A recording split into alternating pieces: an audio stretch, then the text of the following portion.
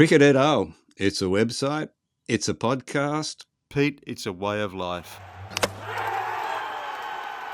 It's Gideon Haig over here. And Peter Lawler over here. And welcome to Cricket et al., your independent cricket podcast. We're in the same place momentarily. We're at Batuta headquarters where all the funny people hang out, trying to blend in with the scenery. And we're joined today, a special guest on Cricket et al., one of our favourite cricketers. He's a hard man to pin down, but he's been very, very busy making runs this summer. And that's Kurtis Patterson. Welcome to Cricket et al., Kurtis. Thanks, Gideon. Thanks, Pete. We've been talking about this for a long time, Kurtis, ever since you came back into calculations for New South Wales this year. But you've been keeping it at arm's length. Have you been trying to keep it all on the down low? Your comeback to cricket. You didn't want to interfere with the natural processes of run making. Yeah, in a roundabout way, I guess that's kind of true. Yeah, I just sometimes think personally players can talk a little bit too much when things are going well, and I just kind of wanted to stay focused when that time came back. It was very nice of you guys, as well as a few other podcast hosts to want me on, but I just wanted to score as many runs as I could and worry about my cricket, and was happy to give you my time now. Yeah, well, I mean, it's been a fantastic summer for you. I know that you've got Test cricket's highest average, but we don't want you to become a trivia question. This summer you've made 880 runs at 62, and you've taken 14 catches because you've got beautiful hands. Just give us a quick take on how you've turned it around and how you feel you're batting at the moment. Do you feel you're playing the best cricket of your life? Yeah, I do. I really do. I think if I was to look at my career, probably now that I've had this year, I'd probably segment it into 3 segments. I think when I was young, I was scoring runs fairly consistently, but I think if you asked me at the time, what I was doing and how I was scoring runs and what I was doing well when I'm batting well, I probably couldn't have answered the question. Yeah, right. Sometimes you're just young and naive, and I guess the freedom of it, just that kind of see ball, hit ball mentality and no expectations on you and all of that. And I would probably look at the middle part of my career where I felt like I just started trying so hard. Probably got a few expectations on me and became a leader in the New South Wales side. And then probably as soon as I played Test cricket, then it just almost went the steepest downhill that it went in terms of just struggling with expectations and losing sight of why I want to play the game and what I love about the game. And in answer to your original question, after last year getting dropped for the second time with the Blues, that line in the sand was kind of drawn for me, and it was kind of a case of what am I going to do? As do I want to end it here? Do I want to give it away and be done with it? And to be honest, that it wasn't something that really saddened me when I thought about that. I was still really proud of what I'd done in the game. But ultimately made the decision that no, I didn't want to go out that way. I wanted to give it one more proper crack. And I think, to be honest with you, I just spent a lot of time trying to get rid of all the outside distractions that were coming into my game and lessen those expectations and lessen those just demands I was putting on myself to perform at the highest level and ultimately get back to that young kid that was watching the ball, reacting and scoring runs and competing hard and trying to win games of cricket. So I kind of classify it as simple but not easy and found a really good psych to help me with that. And really thankful that I think he got me on the right path and back to, I guess, playing my best cricket now. It seems to me watching from a distance that Test cricket, state cricket had burnt you out, that you'd fallen out of love with the game. But and I think you went back to St George. Did that change things for you to go back to that cricket? Yeah, absolutely. Spot on. I had a terrible time as captain of New South Wales. Really tough part of my career. Looking back on it, I think I was just super starry-eyed when I was announced as captain, and you want to do the best that you can do because I have a lot of love for New South Wales cricket and want the place to do well. And I think ultimately I just took so much on that I honestly just wasn't capable of taking on my own. So my batting fell off, my cricket fell off, my enjoyment of the game fell off, and rightly so, I was dropped. My only complaint was that it didn't happen 18 months earlier, because this whole process could have been sped up. But I owe a lot to the St George boys going back there. I think I've mentioned in the past, but guys that work 9 to 5, Monday to Friday, choose to spend their days, soaking up the sun and chasing leather and bowling 30 overs on a flat wicket and, batting and missing out, but still having a good time and all of that. It was, I had a great time and really just Hurstville Oval, I got a lot of love for that place as well, and I felt like it got me back on the right track. Had playing those 2 tests changed your relationship to Shield cricket and the way you went about your Shield cricket? Did you go back and think, now when I play Shield cricket, it's about a different thing? It's about getting back to where I was, not to where I wanted to be. Yeah, probably. I still feel like I had the competitiveness and I never lost sight of just always wanting to win games for New South Wales. But I think you're right. Ultimately, if I'm honest, there was just a goal of trying to get back and play for Australia. And I think the game, you get found out in this game the moment you focus, isn't 100% on the next ball coming down at you. And if it's on something else, the amount of variables we face as batters, you're not going to have a long day. So, in answer to your question, I think it definitely did shift and those expectations kind of rose and, my game suffered for it. Tell us how it starts to fray, because, life as a top order batsman is precarious. A lot of times you're not the master of your own destiny. You can easily get a good one early and, be unable to do anything about it. Or a bad decision. Or a bad decision or anything at all. And the game issues instant verdicts, total verdicts. You are as good as the number of runs in the scorebook. How does that begin to erode your confidence, and how also does it affect the complicating factor of being a captain at the same time? Does it become difficult to assert your authority when you're not performing statistically?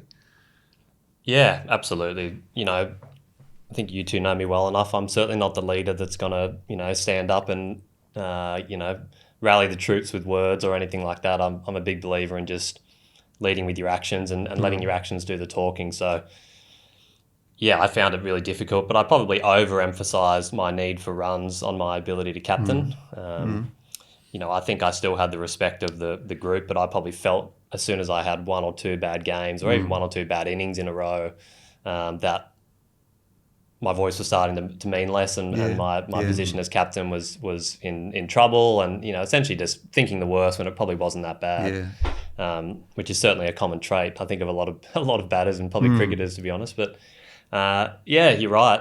It is really difficult. I remember actually talking to Mike Hussey about it years ago. When he was captain of the Thunder, he obviously didn't really captain Australia throughout his period, but then came to the Thunder. And I remember noticing that when I was younger, just how well he was able to manage both. And he was at a different stage in his career. He'd finished Test cricket, expectations I think were lessened on him. And he told me about Ricky Ponting, and he just said that he thought Ricky Ponting was the best in the world he'd ever seen at being captain. But then as soon as time came for him to pad up and bat, it was just the captaincy completely washed away and he was the best batter in the world and nothing else mattered. And I think that was something that I really struggled with, was just constantly probably having my attention pulled elsewhere, both cricket and non-cricket, and just letting my game, the captaincy, and ultimately the team for that period of time suffer. I think Mark Taylor said that, didn't he? He got a pair in his first test as captain, and he realised afterwards that he hadn't been able to establish a kind of an exclusion zone around his batting, and he made the mistake. He said, "I'm not going to make that mistake again." As far as you're concerned, though, you're batting at number 3, which is, of course, the most challenging position in the order, and I say that because I bat at 3 as well. Did you ever think about batting somewhere else in the order, but not feeling as though you could take that decision because it set an example, or a bad example, and an example of selfishness in the New South Wales side?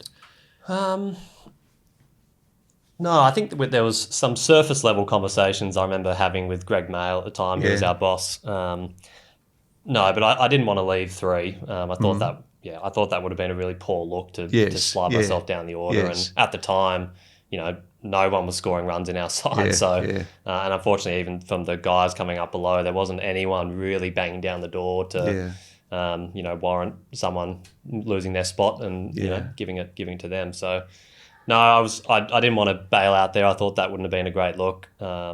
Again, it might have been the best thing for the team to maybe try and give me a bit of a refresh and a different look. But no, ultimately, I was wanting to do the job at 3 as well as I could and lead from the front there. I mean, there was more to it. New South Wales performances over those 2 years that you were captain than your form. Of course. You were 4th in the first season. I think you were last in the second. Can you give us a sketch of what the systemic issues were that were conducing to New South Wales' failure? It's probably a little bit above my pay grade, but there was certainly, I think, like any team, when you get in that, I guess, that place where you're not winning games of cricket, and you're not just not winning games, but you're losing badly, and you're having some fairly humiliating losses and big losses and blowout losses, and you're just not competing.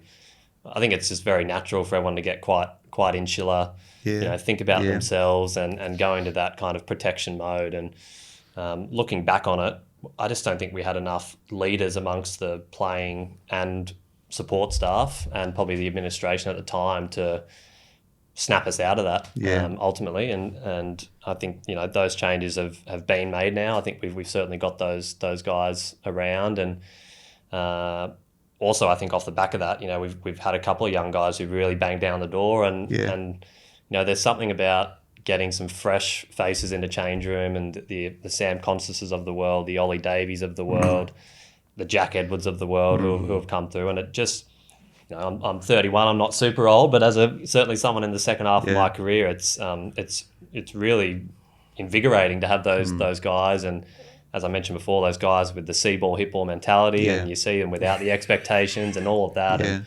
And, looking back in terms of systemic issues, it felt like we were just really insular, and we were probably just a group that had played so much together. We just didn't have that spark, I don't think, someone to come in and take the pressure off ourselves and take the weight off our shoulders. And, ultimately we just played poorly as a team. One of the things that our mutual friend EJM Cowan used to say about going from New South Wales to Tasmania was, he said how mutually dependent the players were in Tasmania, how close-knit they were, how they didn't live too far away from each other, whereas the contrast was New South Wales, where players were just coming from everywhere and really only getting together at training and on the field. Did you? You've now had the experience, the contrasting experience of going back to St George, where there is a very, very strong culture, very cohesive culture, very local culture. Is that something that you'd like to bring to New South Wales, or you think that's something that New South Wales could learn from? Yeah, I actually think that it's really strong right now. To be honest, you're right. Those challenges do persist for us in terms of geography and how far and traffic and all of that. So getting together for social events is certainly different than Tasmania. But I look at our group now, and I would say that's one thing that has changed probably since 3 or 4 years ago, is there is effort now put into getting together outside of, the four walls of Cricket Central and actually getting together to not discuss cricket and all of that. Don't get me wrong, in season it's quite difficult, but we schedule that time now in our pre-season, and because it's important. You need to value it. It's better for the group than having another net session and facing the bowling machine. It's nice to just get out and have lunch somewhere and talk some smack and develop those relationships. So it is vitally important, but I will say I think it's in a really nice place right now. You've been playing Sheffield Shield cricket for 14 years now? Yeah, November 2011, Yeah, we'll go back to that game. But where's Sheffield Shield cricket at? How was this season? From a distance, it looked reasonably successful. Talking on the whole? Yeah. Yeah. I'll say watching that final yesterday, I got chills watching that. South Australia, Queensland. Oh, yeah. Classic, wasn't it? It was fantastic, classic. yeah. I didn't watch a lot of the first 3 days, but I was sitting at home and I watched most of that first session yesterday, and I thought the Bulls bowled beautifully, and I thought they were actually going to give themselves a chance. And I think Jason got dropped at second slip on about 10, and I thought, geez, if they take that catch, this could be one of the all-time wins ever for Queensland. And I think at the end of the day, the best team of the year won, and I just thought that moment of hitting those runs and seeing the Adelaide locals do what they did was great to see for the competition, and I'm glad it kind of went semi-viral over the last 24 hours and got out there. And as someone who plays a lot of Sheffield Shield, you don't often see that, so that was great. And yeah, look, I think on the whole, it's probably the same. I don't feel like it's gotten any less. I don't think it's gotten any worse. Obviously, that Usman saga was a bit of a spanner in the works with how that went down, but I certainly still think that all Australian players value the Shield. Cricket Australia value the Shield a lot.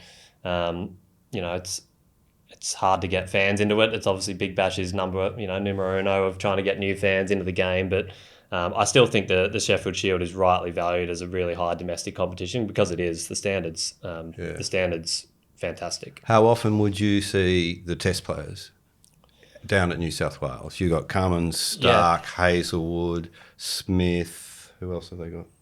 Lion. Yeah. You got Zampa and the white ball stuff. Yeah, you wouldn't. Yeah. You see them a fair bit at training. Once the Test summer starts, you obviously don't see them as much. But in pre-season, that's where they train. They're around. Greg Shippard, I will say, is very good at. Do they train with the group, or do they come down and do their own stuff? When we have group training sessions, they train with the group. Yeah, I think the last month or so, when we've been playing Shield cricket, they've been getting IPL ready. Some of those boys, so they've been doing their own stuff there. Yeah, which makes sense. But no, Greg's fantastic at milking those boys whenever they're around. It's getting as much out of them, which is as it should be. Because some of that's just gold for our younger players to see. Just to sit in a room like this with Pat Cummins or Mitchell Stark and hear their experiences is huge. So Greg's really good at that, and I will say the players are fantastic at that too. You can see that they get a kick out of it. They want the young New South Wales guys to do really well, and it's always a bonus whenever we have them around. This year we're seeing the Sam Constas, come into first-class cricket, hit the 100, incredible trajectory, but 2011... was another kid came into first-class cricket and hit 100 on debut and kind of just disappeared for a while. What happened? And tell me what it's like to have that instant success, because it happens to you.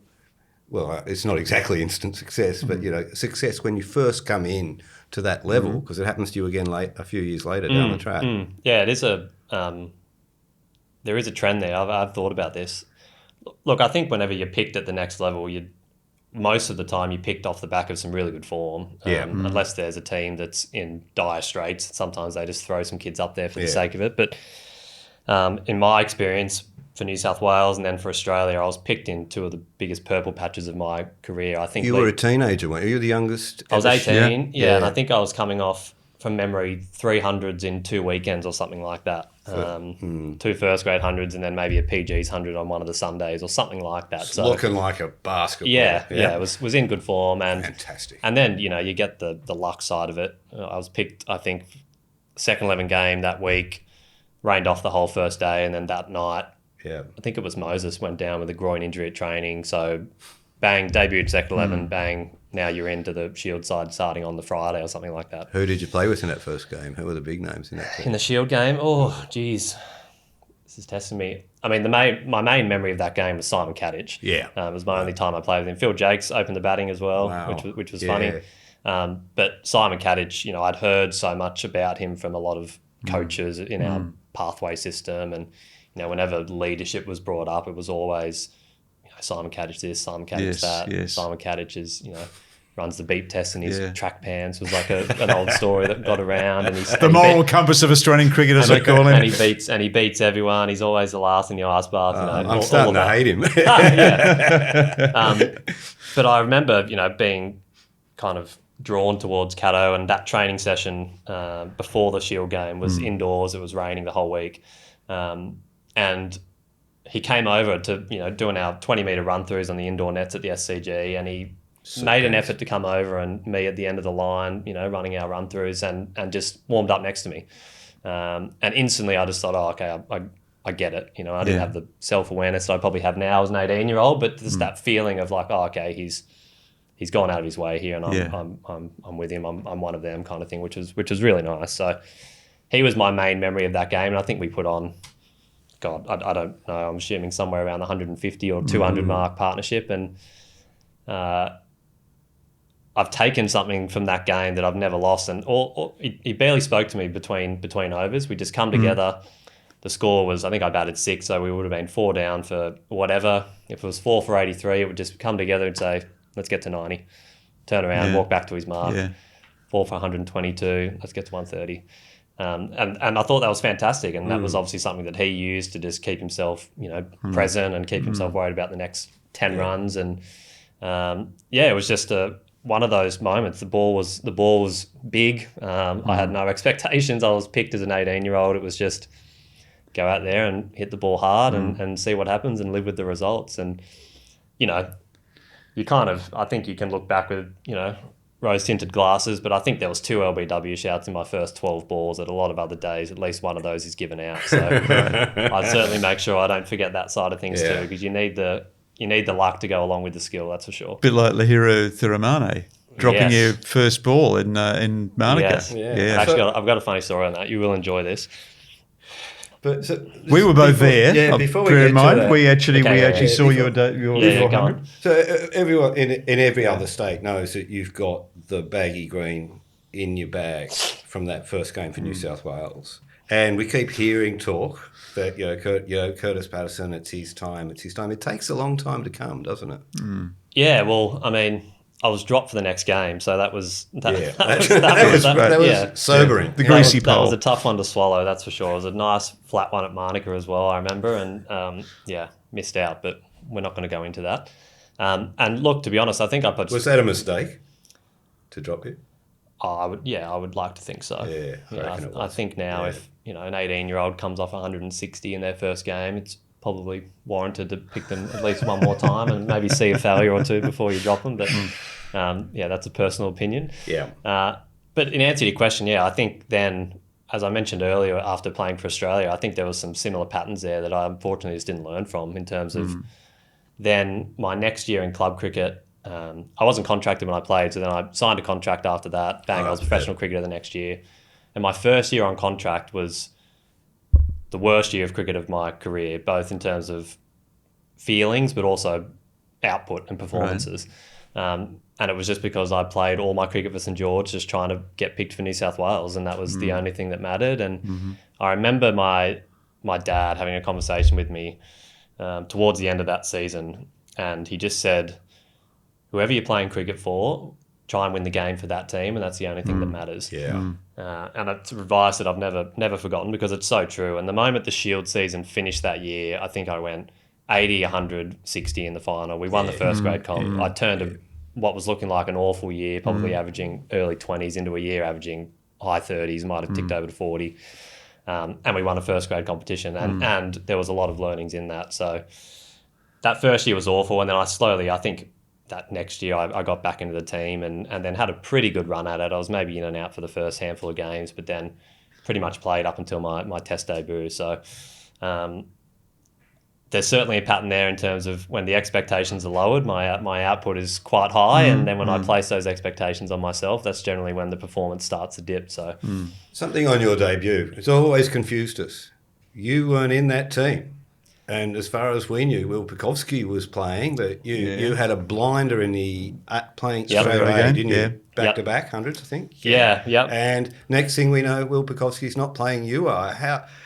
Who told you what? What did you know about what was going on? Yeah, it was a funny process. That A game, I think it was myself and maybe Jake Doran were the only 2 guys that weren't in the test squad. The rest of the guys were essentially having a hit out before the test started. That's the other point. Joe Burns, Marnus, Renshaw might have. I'm not sure if he was in the squad, but I think same thing. I think those guys probably played that game worrying about the next week and what was coming, and I just played that game because it was another game to play and have a hit, and there was nothing about playing the tests, and I think I went none for 270 for the game or something. I think 150 not out and 120 not out in the second innings, and there's not many times in my career when I feel really strongly around, geez, you have to pick me. You have to pick me. I've just got to look at their entire attack with a pink ball. It's a pink ball test next week. I've got a good pink ball record in my career. you've got to pick me, you've got to pick me. But obviously I didn't say that to anyone. But I remember saying it to my now wife, just saying, if it's got to happen now. Yeah. And anyway, it was a long day. It was drawn out. And then at about, we flew home after the game. It was about 9:30 p.m. I was either in bed or getting ready for bed, and I thought it was done. Like, if they're not calling now, 2 days out, the main training session's tomorrow morning. So if I'm not in Up now, in Brisbane, yeah. It's not to be. And anyway, 9:30 p.m, Trevor Hones called. I can't imagine how long they were, chatting about it throughout the day. It was obviously Did you have his opinions. name? Did you have his name in your phone? I did. Yeah. Or were you just answering every call? No, I did. And then just said, you're in. You're on I think it was a 6 or 7 a.m. flight in the morning. Training starts at 9 or 10. Yeah, right. Well done and good luck. And there was nothing about whether I was playing, but you kind of, if I was getting brought in, I wasn't getting brought in to not play. So, that was the day. Waiting by the phone. And how did Test cricket go? I think again, couldn't have been picked at a better time. I mentioned before, it wasn't actually a first class game, that Australia A game previously. They wanted to play 15 and essentially wanted to give everyone in their squad a go, which, as I mentioned, worked out well because I got to look at everyone across the 2 innings. And I felt like preparation-wise, it couldn't have gone any better, and I couldn't have been picked at a better time. And we thumped them up in Brisbane. Only got the 1 hit, but scored 30, and felt comfortable the whole time and felt at ease. And so that was a nice, I guess, weight off the shoulders. Just that. I think that feeling is sometimes more important than what the actual output is with runs as a player. When you feel like you're there and you have that little moment that clicks and goes, shit, I'm actually good enough to. I feel comfortable here. Like this isn't insanely hard. It's just another game of cricket with a few more eyes on it, and the lights on, and so it was really special. And as I mentioned, winning the test was great. Singing the song for the first time and going through that whole process was fantastic. And then going to Monaco, it was just more of the same. We were in a good place as a team.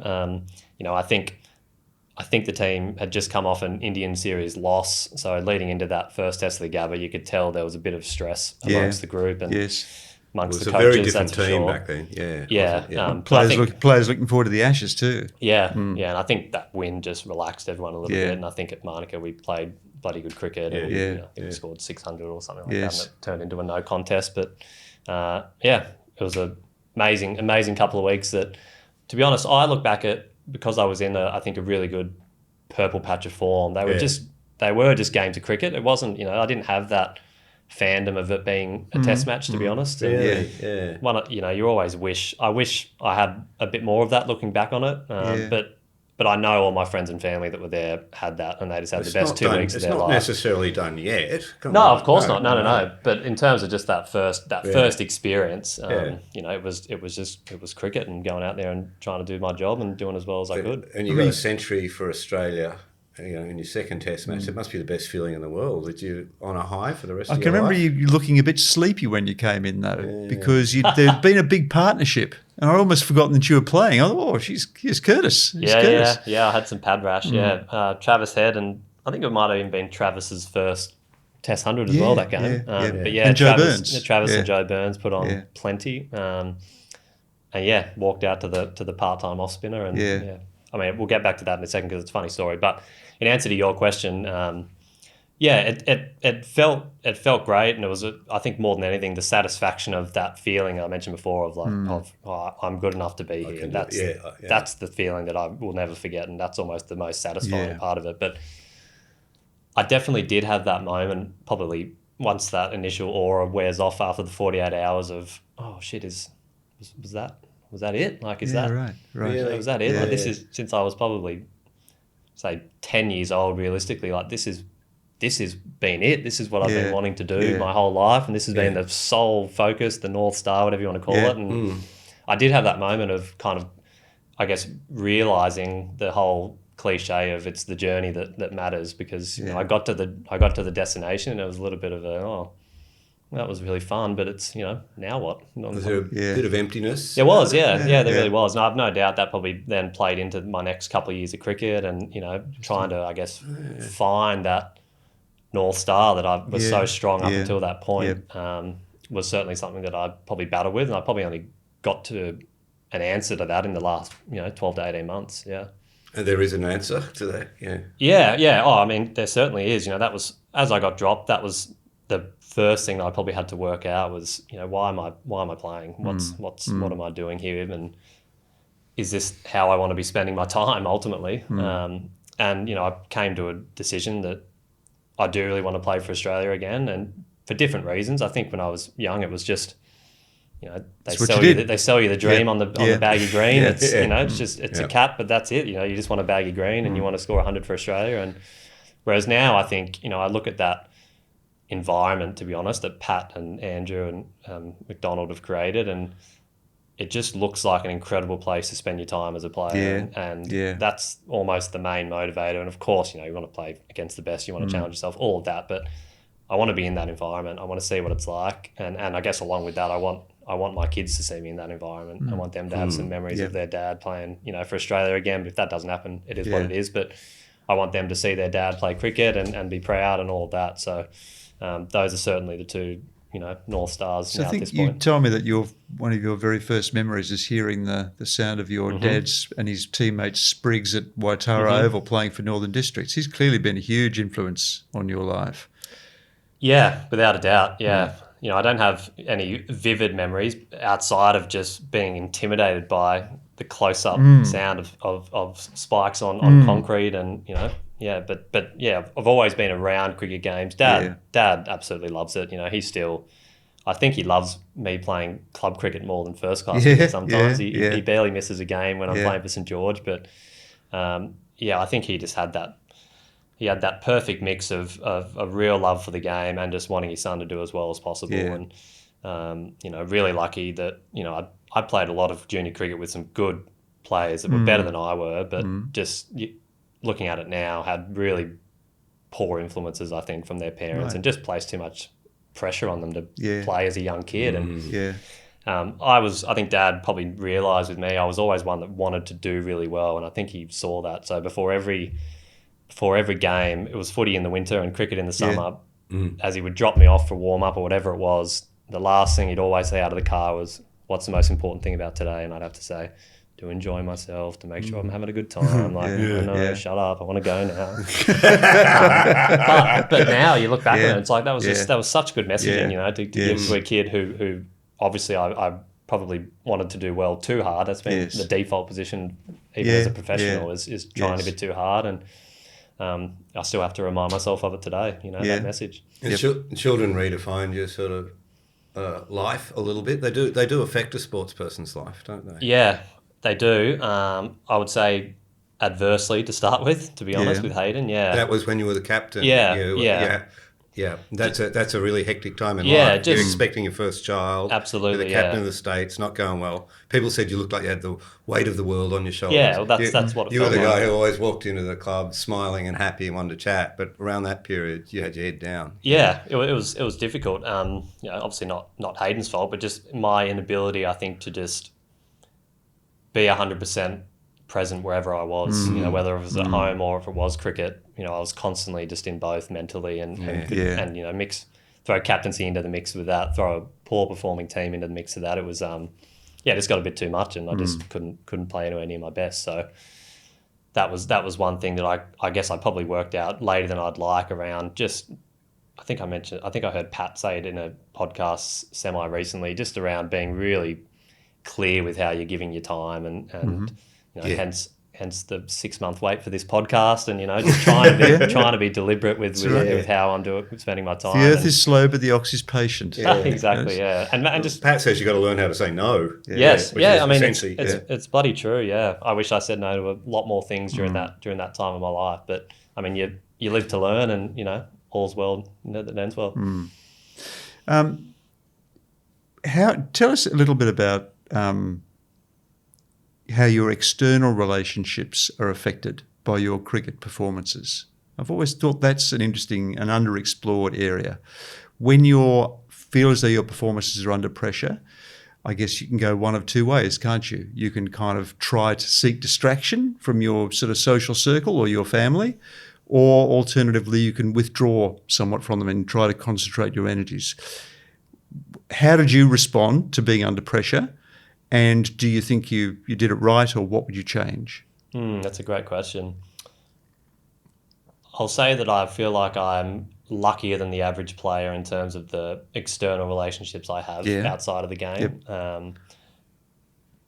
Both family, but also my friend group outside of the game. I consider myself really lucky to have, because the reality is I've missed a lot of big life moments with that group of friends, whether it's weddings or big engagements or even just birthdays. I'm never there, and I think that was part of that 2-week process of that test experience over those 2 weeks. I had, I think, 12 mates get on the 6 a.m. flight the morning of that first test, and then the same 12 were down in Canberra the next week. And, I don't think a lot of players have that. So I was really lucky to have that. So I think my default answer to your question is to withdraw, and it is to, I'm an introvert by nature, and it's to go within and probably try harder in cricket. I think Shane Watson says it well when he says you just dig a hole deeper and deeper and deeper, and sometimes you just got to throw the shovel away. And for me, it actually is just almost forcing myself to go out and experience those external relationships and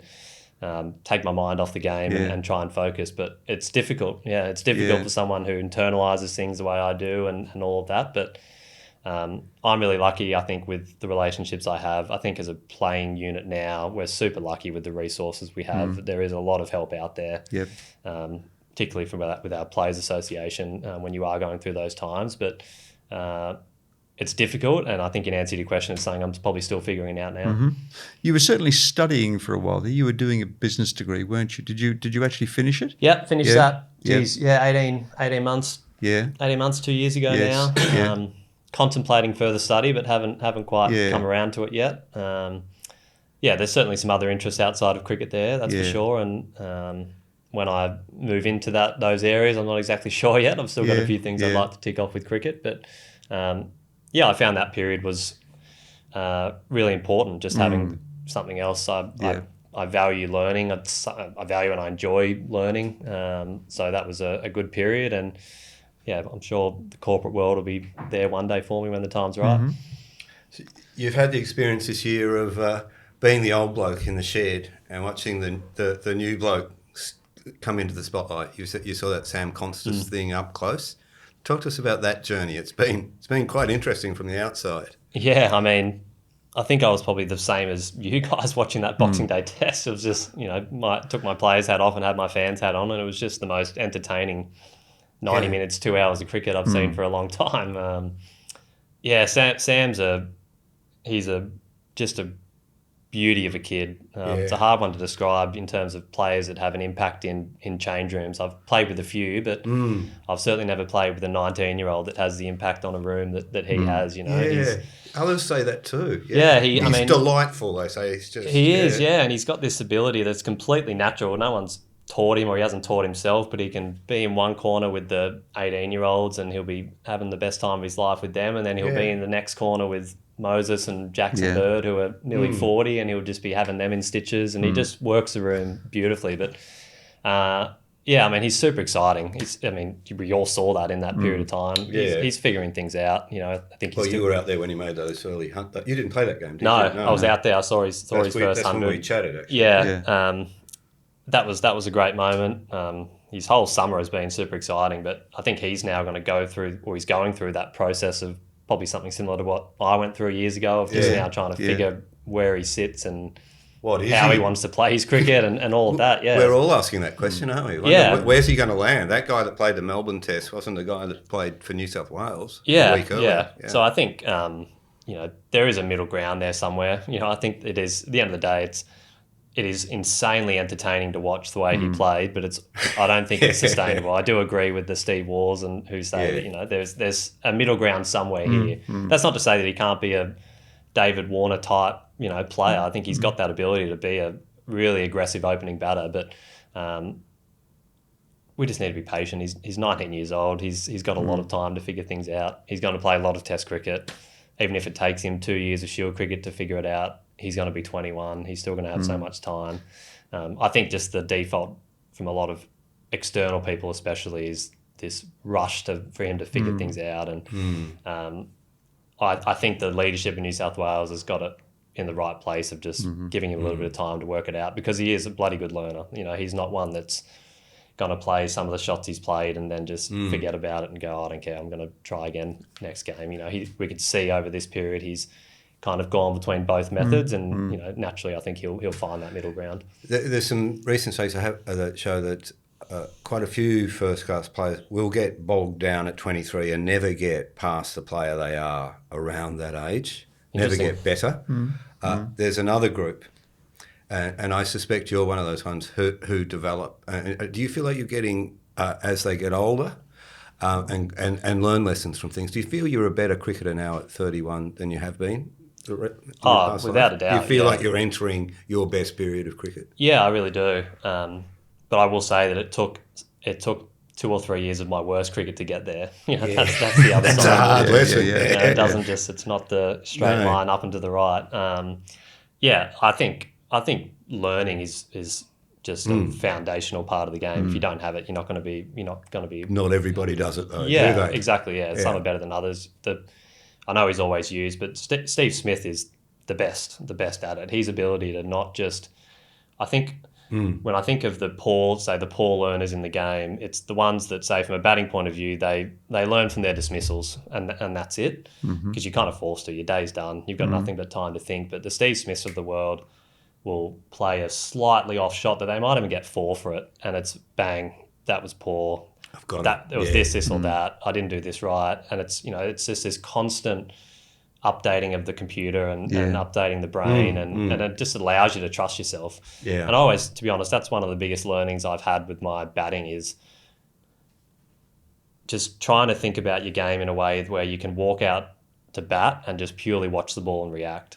And the only way to do that, I think, is to constantly give your brain that information pre-game, and just try and learn and adapt to as many things as possible. Because the moment you're out there and you're thinking about what you're going to do, you're done.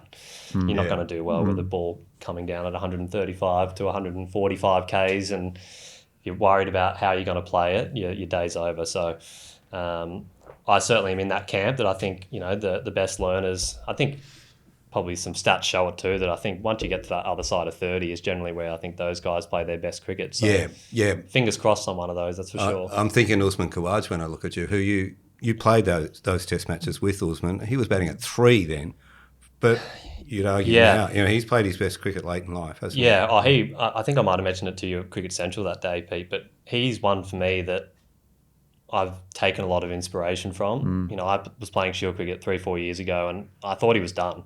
Playing against him, I thought there was 1 or 2 moments of short balls, and he just looked a little bit slow to me, and I was obviously wrong. I was blatantly wrong, but I thought, was he in some strife here? He's not moving as well, and I thought that all summer, actually. Well, and then, Well, he barely moves at the best of times, frankly. Certainly when and then Boomer's 18 months later, he was, I think he got picked in that Sydney test as a sub for someone, and he might have gone back-to-back hundreds, and he was the best opening batter in the world for 2 years there. So, and I love listening to the way he talks about his batting and how I think he's gone through a similar process in terms of I think he's relaxed a lot more now. He just enjoys his cricket. I think he's got that nice separation of family and cricket, and he's got a nice balance there. And I've loved watching his journey. It's been super inspirational. There's been some good comeback stories this summer, actually. Yours among them. Jake Weatherall's had a very good season and come back. His series was his cricket was adrift. He's playing really well.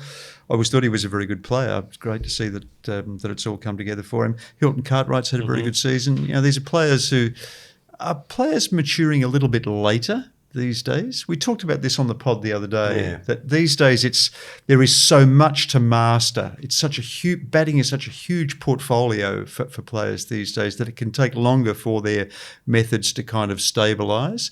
I think in terms of you as a T20 player, you kind of battled and found a way into T20, but it didn't come naturally. Is batting a harder craft to learn than it's ever been before, do you think? Yeah, that's a really good question. I think your point's right in that there is more to master now than probably what there was a while ago. And I think the answer to your question is yes. And I'll also say, I probably sound like a flog coming off a good year, but batting in Shield cricket at the moment is really difficult. It's difficult. You're not the only person saying it. Right. Yeah. You know, you don't, and even I'd say the last probably 3 years, pretty much since Kookaburra added the extra layer of lacquer on the balls. Yep. I think mixed with now grounds are just producing greener wickets than what they have in the past. So add that to it as well, outside of just trying to develop your wide and red ball cricket. It's now there's just extra challenges thrown at you. So I think your point's a good one, and some of those names are interesting because I think you do need some experience, and I think you do need some of that old school discipline if you are going to score runs, particularly in the top 4 in Shield cricket. I think if you're batting 5, 6 or 7, there's you can probably come out and play a bit more natural and a bit more fluid, and the ball's a little bit older at that point, and bowlers are in their second or third spells. But certainly in the top 4, it's difficult work at the moment. And that's, you mentioned Jake Weatherwood, like that innings he played against us in Hobart this year was one of the cleanest, smoothest innings of not slogging and power, of just precision and decision making in Shield cricket that I've seen for a long time. So I think he's one to watch over the next couple of years if he can sustain it.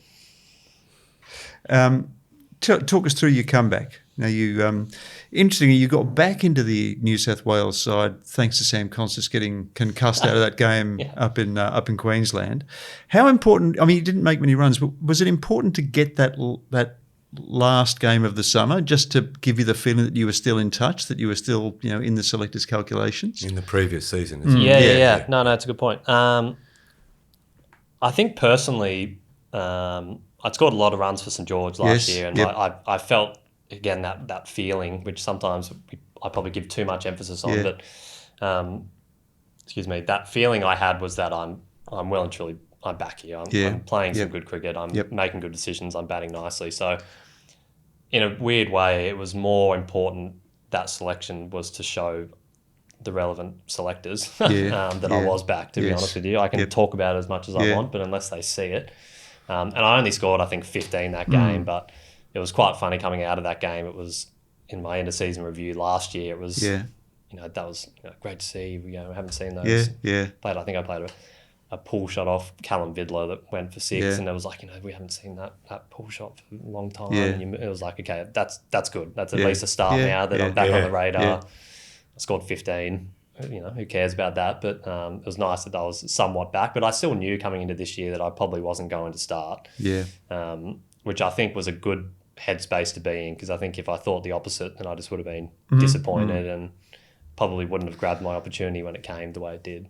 If I tried too hard and if I got the shits not being picked first game and then fell back into those probably old methods of trying too hard and playing for the wrong reasons. So really, when I look back at this year, that's probably the thing I was most proud of, to be honest with you, was just how I started the year, how I didn't panic, stayed calm. I was off contract at the end of this year, so it would have been easy to hit the panic button there if I didn't start and worry if my opportunity was going to come. So contract period starts now, doesn't it? Today. It does. Yes. It does, yeah. Watch your phone. For Big Bash, it does, yeah, that's for sure. Big Bash, is it? Yeah. So, hopefully call the manager later on. But you almost immediately started making runs, and they looked good runs. They looked like quality runs. They looked important innings, often in difficult situations. You weren't getting hundreds on flat wickets. You were getting, sort of 60s to 90s in tough conditions. That's always a good feeling, isn't it? Yeah, You've really earned your runs. Yeah. I love your research, by the way. You're all over both of you. I follow your career so closely, Kurtis. It's almost amounts to stalking. I love it. Even when he's got pictures of you on it. He's got pictures of you by his bed. Oh, I love it. When you mentioned the catches, I thought, this is great. You're all over it. You're all over it. That first game was against Queensland, and I think from memory we were 4 for maybe 30 or something like that. And it's in a weird way that's sometimes when I feel the least pressure when I'm batting, because there's the alternatives of trying to speed the game up or trying to score runs quickly, which can sometimes happen if your team's flying. You don't want to be the one that bogs things down. And sometimes those moments I find that just gives me the most clarity, because it's just you just see the ball, you hit the ball, and you don't take risks, really. And it's just funny because those are always the times when I sometimes score my quickest, because you're not trying too hard and you're just reacting. And, I thought that 90 in that first game was really important for my career. It was, you just don't get afforded the time when you get picked again at 31. Like, I needed to start well. If I had 2 or 3 bad games, I would have been on the out, and that probably would have been it. So yeah, that was a nice way to start at 4 for 20, rescuing that innings, and we only ended up with a draw. But again, just showed the relevant people that I was back, and I had that feeling for 12 months, probably 6 months leading into that game. So it was certainly nice to be back in the team and scoring some important runs. And you're right, we had some tough wickets that we played on after that, and scored a 70, I think, at Karen Rolton the next week against a really good South Australian attack. And again, I feel like that just helped my place in the team. Felt like I was an important part of the group and an important cog in the wheel, and all those things are what you want in any team. Got a 99.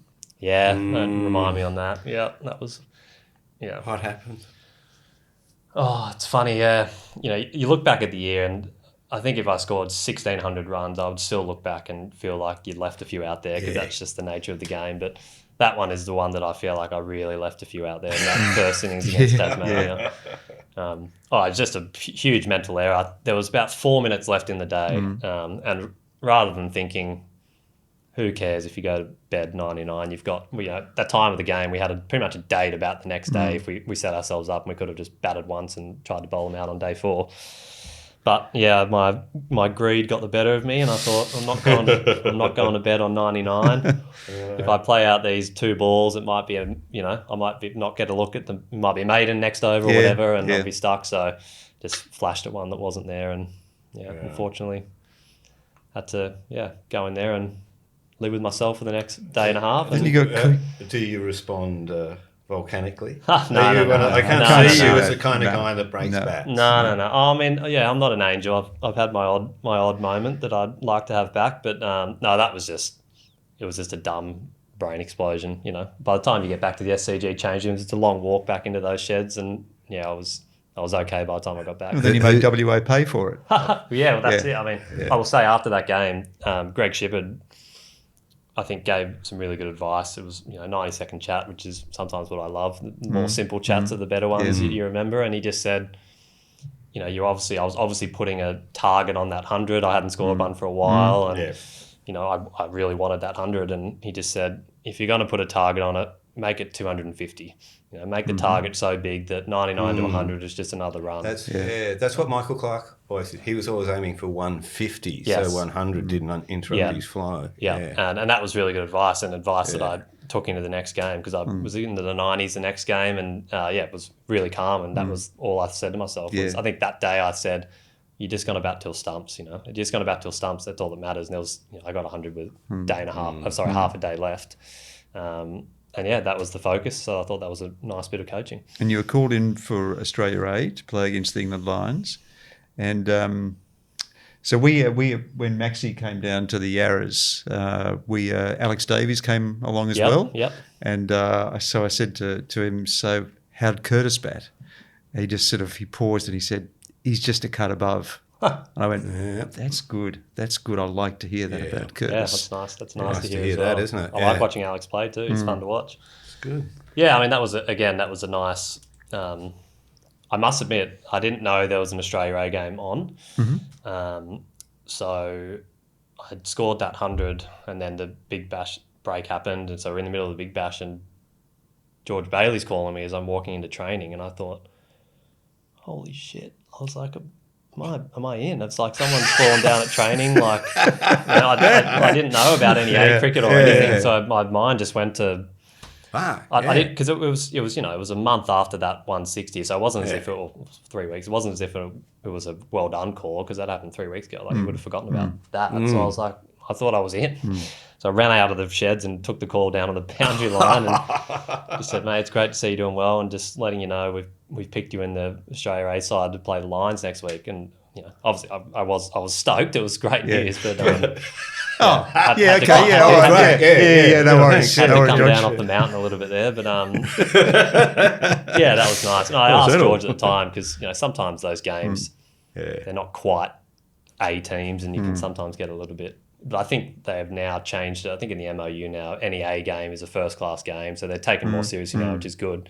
If they're not first-class, I think it's a CA11 style. So it was really nice to be picked. Yeah. He said, it's a team with what did he say, a short or mid to long-term outlook. So it was nice to, I guess, still be thought in that space, probably just. But, it was really nice to get picked and...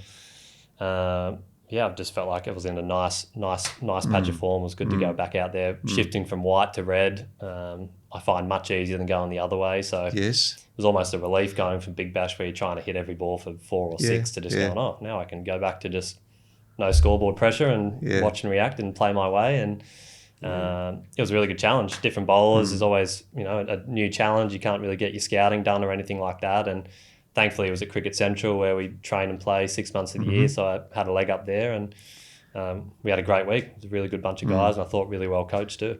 Yep. Jeez. So you're this close to being off New South Wales radar, basically off cricket's radar, but within 12 months. Yeah. They're talking about you back on. It's funny how things happen. That whole 300s thing from the next level, I think, is very true. It is, mate. Yeah, the test side's 3 centuries away. And you did that this year. Yeah, You and mentioned a 99. You mentioned Shippy there. Now, Greg Shippard, your relationship with him probably started off on the wrong foot because he was the one who sort of advised you that you've been given the chop. But I mean, I think there's a pretty solid consensus that he's probably the best domestic coach in Australia. Tell us a little bit about his methods and how you've benefited from them. Yep. Well, my first experience with Shippy was he came in as an assistant coach, 7 or 8 years ago, when Trent Johnson was coach of New South Wales. And that was actually, at the time, that turned into my best year. So he was our kind of batting coach for my best year, and I really enjoyed working with him back then. But then you're right, he came in when I was captain and gave me the flick, which he needed to do. And like Shippy and Moses have an excellent relationship, both professionally and personally. So, I think I knew that if I didn't probably score runs immediately, that Shippy was going to get Moses in as captain, and they were going to work together. And that's the way it happened. But in terms of how he operates, he's just a fantastic manager and team manager. I don't mean that in the sense of a team manager role, but just literally the way he manages players, personalities, change room dynamics. Doesn't do a lot of coaching, I would say. Doesn't do a lot of cricket specific coaching. But I gave you that tidbit before about my batting. It's just this bang little conversation here, and it means more, I think, when coaches don't overload you every time you bat or every time they walk in, come in contact with you. And so he's really good in that space. He runs our team meetings. There's a lot of information on his whiteboards, but he always prefaces it with just let your computer take in what it wants to take in, because it'll be a lot. Usually draws up a cricket oval, and then it'll have all these things on the whiteboard. People have photographed Chippy's whiteboards for me and sent them to me because they're little works of art. Yes, they are. They are. No, he's a wordsmith, that's for sure. But then generally he just distills it. He likes going around the group and getting everyone to speak up on, what's the one thing on the board that you're kind of breathing in and you're going to take forward for this week or whatever it is like that. So, seasoned operator, and I think his biggest skills are his soft skills, which I think are almost harder than the actual coaching skills. Yeah. Aside from Constas, who else should we be looking at in the Blues? Who's exciting talents there? Jack Edwards, Jack's the one. Obviously Ollie had that breakout year last year. He, didn't score the runs he would have liked this year, but he'll go places too. But Jack's the really exciting one, and I'll say I thought that was the case last year, but the way he managed captaining this year was really, really special, I thought, and just in terms of. I think that is almost, if you want to play international cricket, how you can deal with lots of information. That's its own skill, as well as batting, bowling, fielding, and field placements and choosing the right bowlers. And I'd almost argue that it's the most important skill, is how well you can handle that load of tasks and abilities and information. And he did such a good job this year. And don't get me wrong, I think he had his challenges throughout. I know he did. He found it tough in certain times, but he's in that period of his career where he's still trying to prove himself, particularly with the bat. And I thought getting thrust the Shield captaincy as well as the one-day captaincy was, I must admit at first, I thought it was not going to be good for his cricket, but he's handled it so well. So I think he's certainly one to watch along with Sam. I think the moment Jack figures out his batting, we're not going to see him for New South Wales. That's how I honestly feel. I think he'll go straight into that Test team and he won't leave for a long time. What would be your advice to him as someone who was given responsibility young and found it difficult? What's your learning that you would pass on to someone who is put in a similar position? Jeez, I mean, the way he went this year, I don't know if he needs my advice, but I mean, if I had to give him something, particularly on these batting, it would just be what Huss told me about Ricky all those years ago. Just the moment you put that helmet on, just you're the only person in the world that matters. You know, forget about the rest of the team and just go out there and bat. So, once he figures that out, he's going to have a good career to watch. Seen any other emerging talent out there in the Shield? Yeah. There's a few out there. Geez. Faced a bit of Lance Morris he was, this season. Top of my mind, yeah. So is he as quick as they say? He is. He's number one. He's the fastest in the country. I actually think he is probably a yard off where he was a year ago, pace-wise. Yes. But his bowling's much better. Yeah. So, the argument of pace, sure, if you play batters that are intimidated by pace, then you want as much as possible. But most Test batters aren't going to be intimidated by Lance's pace. Yeah. They'll be intimidated if he bowls still mid 140s but puts it on a good spot more often than not, and that's what he's doing this year. He's probably not hitting that 150 like he was last year or 2 years ago, but he's consistently mid 140s and actually moving the ball now. So I actually felt for him because I think he was CA contracted, so there was a few, not politics, but there was a few conflicting interests there between Cricket Australia and WA, and I think he wanted to play more than he was allowed to play, and so he probably lost a bit of rhythm there and all of that sort of thing. But he bowled the house down against us in WA. I think he bowled 20 overs for 30 runs. Which someone bowling 145 Ks, you can leak pretty quickly at the whacker as well, and he just didn't give an inch. So he's certainly one. Look, I'm always biased, but Tanveer Sangha for us as well he's going to be, I think, a stud.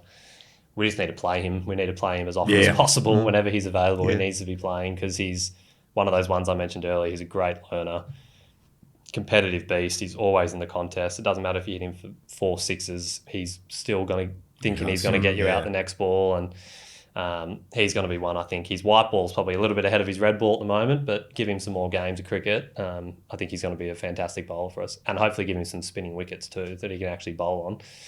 That'd be great for him. Jason Sangha, because he's a player who was adrift, changed states, 3 centuries in his last 6 games. I don't know whether you'd actually considered moving states in order to revive your career, but sometimes you need to take a big step, don't you, to challenge yourself, put yourself in an awkward situation to fight back. Where's his game at? I think it's in a great place at the moment. I'm sure he's probably the happiest man in Australian cricket today. Yeah, like you, he was back in club cricket for a while, wasn't he? Yeah, he was. Yeah, I mean, we spent the majority of last year training together because we were, the clubbies in the group, and doing those second 11 sessions, which honestly can be quite tough. Started the Shield season in club cricket too. I don't think his big first game. No, I mean, like I said, I watched that first session yesterday, and I thought the Bulls bowled the house down, and I thought the way Jason came out, he just looked like he's got things in order, which I'm sure if he was probably honest with himself with his time in New South Wales, he probably even had some similar, I guess, fallings of what I had in terms of just trying too hard. Sang used to always have this need that he always needed to feel like he was just dominating bowlers and he had to be right on top, and that's just not the game. As I mentioned before, especially Shield cricket now, you have to soak pressure up and absorb it, and then when your time comes, kind of pounce, and it looks like he's doing that really nicely. I thought he defended really nicely all morning yesterday, and then I didn't see the second 2 sessions, but he obviously then made him pay when he got himself in, and the bowlers missed. So he's always been one that we knew was going to be really good. It just, unfortunately, he's 35, 40 games for New South Wales. It just didn't click, and I don't know why that is. I'd be super interested to hear him speak about it and hear what his change has been, and if it is an environment thing or if it is just a personal thing that something's clicked in his life. There's certainly something to think about there because he's had a great year. You know, he's saying the South Australians, rescued his career basically.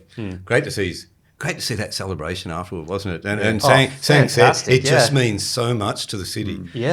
It's real. Adelaide is the sort of cricket capital in those ways. It really does embrace cricket like no other state. I reckon. No and other it does, state like capital. it kills me to say it, but I take my Blues competing hat off. But just watching that yesterday, it was great that it was South Australia in Adelaide that won the Shield. Premier there. Yes, not just because they were the best team of the year, but just you wouldn't get that celebration, I don't think, in any other place in the country. And the Premier's a cricket tragic too. Yes, I think they put over $1 million, the government, into that game to build the grandstands and all of that. So, and he's just not a lot of keen support. And he's not keen on day-night tests.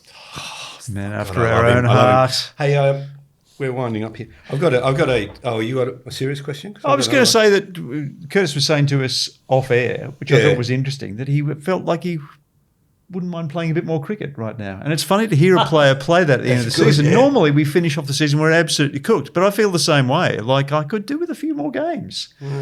So what gives? Why is this because you've fallen back in love with cricket? Is this because you feel as though you're batting well and you want to continue that hot streak?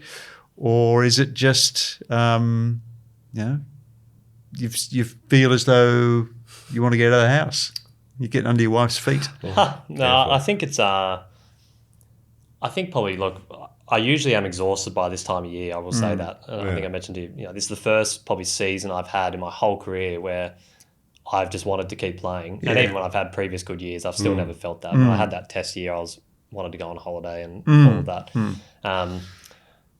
I think probably over the last 12 months, when I've probably asked myself a few tough questions, I've probably realised that this isn't going to last forever. I know we all know that, but when you're young and you're playing well as an early 20-year-old, you just push that to the back because you've got 15 years if you're good enough here, and I'll go on holiday here. But I don't want to be playing cricket late into my 30s just for the sake of it. If I'm being really honest, I want to give the next couple of years my absolute utmost attention and do what I can to win a Shield and hopefully play Test cricket again. And if that doesn't happen, then we'll see where we're at in a couple of years. But I think having that that finite mindset that this isn't going to go on forever is probably the main attributor to I just want to play. I don't want to wait until October. October's a long time away. Did you feel as though you were reading your own obituary when you became a life member of St George? I did, yeah. It was a bloody strange experience. Very, very kind of the club to offer me that. But it was weird. There. Hearing other people say really nice things about you. Almost, feels like you're at your own funeral in a way. But had to remind a few people that I wasn't done yet. And thankfully I've come out this year and had it. I can't believe a county hasn't picked you up. So what's winter? What do you do for winter? I was a bit disappointed on that front, but it is what it is. Going to go back to see He's the still wife's available family. if you're listening. Yeah, I'm still available, certainly. Just waiting for an injury or an international call-up, but we'll see. So my sister-in-law gets married in the US, so my wife's American, so whenever the opportunity arises, we'll go home and see her family. So, we'll have, I think, 4 weeks in the US, All right. April 12 to May 12, go to my sister-in-law's wedding. Going to see Canada on the way home, which I haven't done, so that's nice. 51st state. Yes. Good luck with immigration. There's no tattoos. No tattoos. I'm clean. Clean up your social media account. I'm clean. Hey, Gideon, Kurtis, I got a question for you. Bob Simpson, Sid Barnes, Ernie Toshak, Bill Brown, Ron Sagas, Molly the Demon Flaherty, Hazel Girl Bradman Pritchard, and Amy Hudson. Right. What do those cricketers have in common? Gideon, this is all. Well, you, this come from nowhere. It has, hasn't it? Yeah, it's a question without This notice. was going to be the intro if you didn't have one ready. Yeah. They've all just been mentioned by Peter Lawler in a single breath. That's all I can think but of. that is not the correct answer. They have all played for or resided in the spiritual home of Australian cricket.